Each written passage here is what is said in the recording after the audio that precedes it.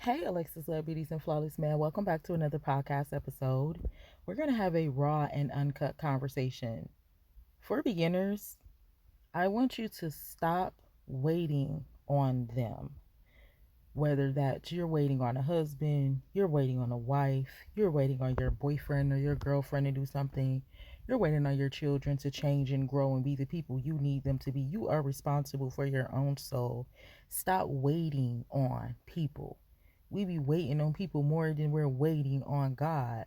I was just checking the oil in my car and I am so blessed. Even when I had weave in, I would do a whole set of box braids. Probably take me like 8 hours straight. I ain't take breaks on my hair. Then I would go and do a whole set of custom press on nails. My press on nails used to cost like 50, $60 extra long, stiletto with all of the things. And then I would do my eyebrows and stuff. And guess what?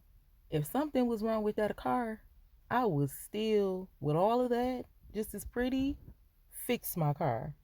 Figure out what's wrong with my car. Get under the hood of my car. Look at the tires on my car. I said one time in another video, like, how is it a car full of baddies and a car gonna overheat and don't nobody know what it is? Now y'all gotta try to call all of these dudes. Somebody gotta try to call their mama. Like, nobody in the group have no wisdom because everybody just bad. Just fine shit. Don't wait on anyone to do anything. You are responsible for your own education. You're responsible for your own happiness. Don't get it misunderstood that someone can come in. And when people come into your life, they are to multiply, not to start, not to give, not to put you on the path of your own righteousness. Like, that is what God is supposed to be doing. You can't wait on a man to become a woman. You can't wait on a woman to become a man. You can't wait until you get the thing to say, okay, now I'm going to do it. This is what happened a lot of time when people get rich. They have no plan. They just have a lot of money. So you waited until you got some money. Now you don't know how to invest. So now you just buying this and buying that and getting surgery. And Dr. Miles Monroe, I want you to do your extended research. That's one person I will refer. That is my uncle, our spiritual uncle. He said a poor person is a person that always talk about money, and that's true. They definitely are. I'm gonna see if I can find that video. If I do, I'll leave that link below, down below in the comment section. So if you see a comment on this video, go and look at it. It might be that video if I can find it again. A poor person always talks about money, and in fact, poor people keep you poor because they don't know how to stop spending money. They hustling. They're not taking care of themselves. He said a rich person is flashy, which they are. Soon as somebody, oh my goodness, don't be from the hood and get a little bread, you feel me? This man got on 50 chains. Like, sir, this man risks, like, and we stun on that, like, man, yeah, you feel me? Like, ain't nobody gonna take nothing from me because I got a whole house on my wrist. That's fine and dandy. I love hoblet watches. That's a whole house on your wrist. But it's another type of person that'll wear a hoblock versus a person that'll wear a Rolex. This person that's wearing a hoblock, they not stunting like that. Now that's a different type of brand right there. That's wealth. That's different. Wealth, he said, is a person with ideas. Wealthy people, they come and talk about ideas and plans and strategy, and they start stuff and they invest. You have to pick a side. Do you want to be poor? Do you want to be rich? Or do you want to be wealthy? Wealthy people are private. These are humble people. This is how they stay rich, and this is how the poor stay poor. Alexis Diabetes and Flawless Man, don't wait on nobody to do nothing. Learn how to do it yourself. As a woman, a real man is going to see you and he's not going to think you're masculine. This is the little boy conversation. Man, she masculine. She trying to be my mama. That's that little boy conversation. We're talking about a grown man, a grown leader. He's going to look at that woman and say, that's my wife. That's my partner. We equally yoked.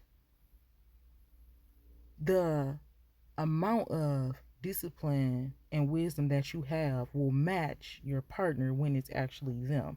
They will not be intimidated by you. That's what makes the relationship powerful. So yeah, you a baddie, but you know something about cars. A lot of men don't know nothing about cars, but a real man gonna say, that's my wife. I ain't gotta come all the way from Florida for me to take her car to get an oil change. it's okay to know how to do stuff yourself. Like, and then you don't want to be burdening your person anyway, just putting all of that stuff on them. This is supposed to be balanced. This is supposed to be healthy. God created a help met for him. Not that she has to do everything. You're supposed to know how to do something to help this man, and that man is supposed to know how to do something to help this woman. And getting together and binding that covenant is going to be successful every time. So Alexa Love Beauties and Flawless Men, start waiting on people. Make sure your car is good. This is why we talk about that, because I don't let that bother me. Like, oh, she too masculine. I've had people tell me really in my face that it wasn't masculine, it was intimidation. It was pressure. I had a few people tell me that. I thought it was bad. Like, man, you just, you know what I'm saying? It's a lot of pressure, you know what I'm saying? I'm looking like, bro, I don't even be doing nothing. But I be doing me.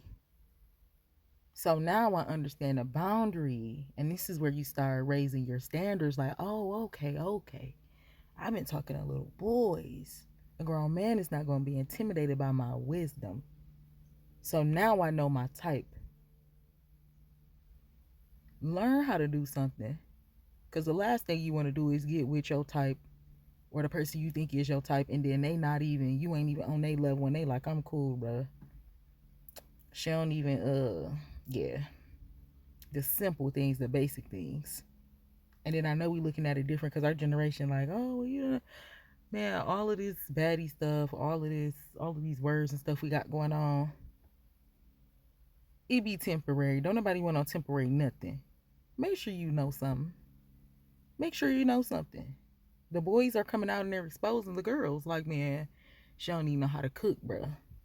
So now you put this man in a position to have to always spend a lot of money or always have to, you know what I'm saying? We be putting people in position that they don't have to be in. Relationship failing, y'all ain't dating no more. The enthusiasm, y'all done got too comfortable. Everybody just here just doing whatever. And then it's like, okay, well, at least we still together. No. And then one person like, bro, I'm not finna up. And then they get to cheating. Learn how to do something. Learn how to do something. Save the problems that you will have later on in life. Like, please learn how to do something. Learn how to read something. This is why we try new things. We're asking God for our hobbies so we can still have our own individuality when we get with somebody else. You become one flesh. Yeah, you become one soul, but you still need to know how to stand on your own. So I got all of that from checking my oil. I was like, bro, and we have talked about this before, but make sure you know how to do something. Don't be a burden on people, because it's not going to be good. People get tired of that. If you don't know how to do something, learn how to do it and give yourself grace. I love you. Mwah.